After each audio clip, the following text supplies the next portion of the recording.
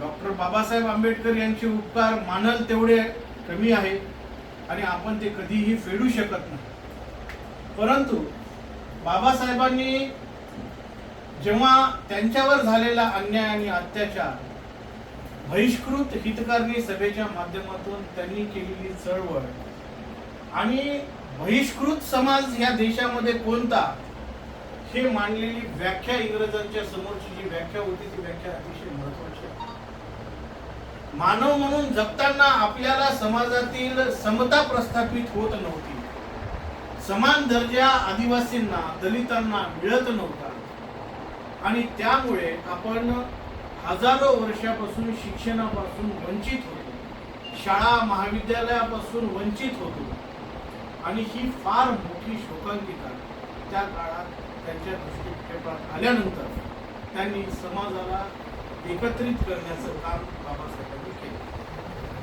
त्यानंतर देशाची जेव्हा उभारणी झाली, देश जेव्हा स्वतंत्र झाला, इंग्रजांच्या चाचकाठीतून देश जेव्हा बाहेर निघाला, तर तेव्हा आमच्या समाजाला काय मिळालं पाहिजे, आम्हाला कोणते न्यायिक अधिकार मिळाले पाहिजे, आम्हाला कोणते संविधानिक अधिकार मिळाला पाहिजे, हे गोलमेज परिषदेमध्ये इंग्रजांना समजावून सांगण्याचं काम बाबासाहेब आंबेडकरांनी केलं. दलितांना दलित म्हणू नका, हरिजन म्हणा, आदिवासींना आदिवासी म्हणू नका, वनवासी म्हणा, अशा पद्धतीने आम्ही किती आदिवासींचे आणि दलितांचे, बहिष्कृत लोकांचे आम्ही किती जाणकार आहोत, त्यांना किती मदत करत आहोत, अशा पद्धतीचे काही कार्य इतर नेत्यांकडून झाले, पण ते तितके बलाढ्य नव्हते. जितका बलाढ्यपणा, जितकी शक्तिशाली चळवळ ती उभारता आली फक्त डॉक्टर बाबासाहेब आंबेडकर. ते या देशाच्या पहिल्या मंत्रिमंडळाचे कायदे तज्ञ, लॉ मिनिस्टर म्हणून डॉक्टर बाबासाहेब आंबेडकरांनी चळवळ सुरू केली. डॉक्टर बाबासाहेब आंबेडकरांना या समाजातील उपेक्षित दलित आणि आदिवासींना एक नाव देणं, त्यांना शेड्यूल कास्ट आणि शेड्यूल ट्राईब ह्या नावाने त्यांची ओळख करून देणं आणि त्यांच्यासाठी राखीव जागा, राखीव कॉन्स्टिट्युएन्सी, त्यांचा मतदारसंघ, त्यांचे प्रतिनिधी या देश पातळीवर प्रत्येक विधानसभा आणि प्रत्येक लोकसभेमध्ये गेले पाहिजे अशी त्यांनी भूमिका मांडली.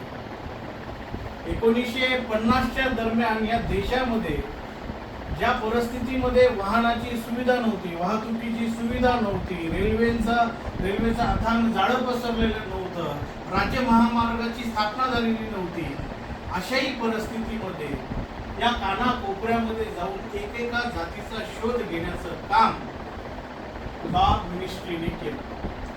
1950च्या दरम्यान आणि 1950, 51, 52 आणि 54 आणि 56 ह्या काळामध्ये, 1950 ते 56 या काळामध्ये ज्या जातींचा शोध झाला त्या जातींना शोध घेतल्यानंतर गॅझेटमध्ये त्या जातींचं नाव शेड्यूल कास्ट आणि शेड्यूल ट्राईब म्हणून टाकण्यात, गॅझेटमध्ये टाकण्यात आलं. तसे गॅझेट हे इथे जे आपले नेते आहेत त्या नेत्यांकडे त्यावेळेसचे गॅझेट आहेतच. 1950, 52, 56 जे गॅझेट आहे ते गॅझेट आहे. दुर्दैवानं डॉक्टर बाबासाहेब जास्त काळ या धर्तीवर राहू शकले नाही.